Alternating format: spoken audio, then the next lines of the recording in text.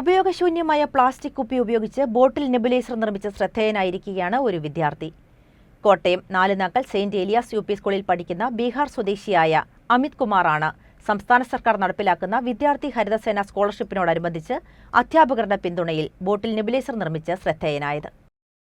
മാലിന്യ സംസ്കരണവും പരിസ്ഥിതി സംരക്ഷണവും എന്ന വിഷയത്തെ അടിസ്ഥാനമാക്കി സംസ്ഥാന സർക്കാർ നടപ്പാക്കുന്ന വിദ്യാർത്ഥി ഹരിതസേന സ്കോളർഷിപ്പിനോടനുബന്ധിച്ചാണ് ബീഹാർ സ്വദേശിയായ അമിത് കുമാർ ഉപയോഗശൂന്യമായ പ്ലാസ്റ്റിക് കുപ്പി ഉപയോഗിച്ച് ബോട്ടിൽ നെബുലൈസർ നിർമ്മിച്ചത്.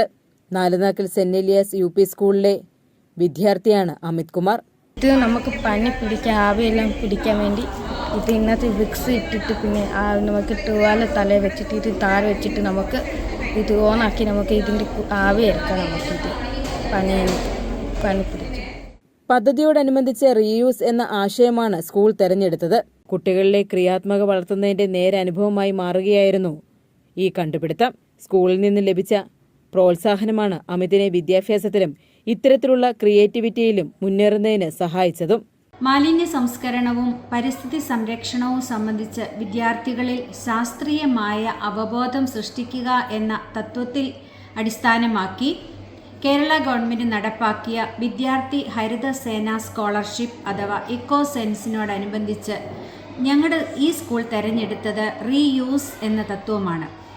ഉപയോഗശേഷം വലിച്ചെറിയുന്ന പ്ലാസ്റ്റിക് കുപ്പികളും മറ്റ് സാധനങ്ങളും ഉപയോഗപ്പെടുത്തി പുതിയ ഉൽപ്പന്നങ്ങൾ ഉണ്ടാക്കുക എന്നുള്ള ആശയമാണത്.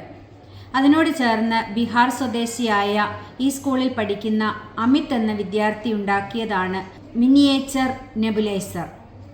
കുട്ടികൾ ഈ ആശയത്തെ വളരെ പ്രാവർത്തികമായ രീതിയിൽ അവരുടെ പ്രവർത്തനങ്ങളിലേക്ക് ഉൾപ്പെടുത്തി എന്നുള്ളത് സ്കൂളിൻ്റെ പ്രധാനാധ്യാപിക എന്നുള്ള നിലയിൽ ഏറെ സന്തോഷകരമായ കാര്യമാണ്.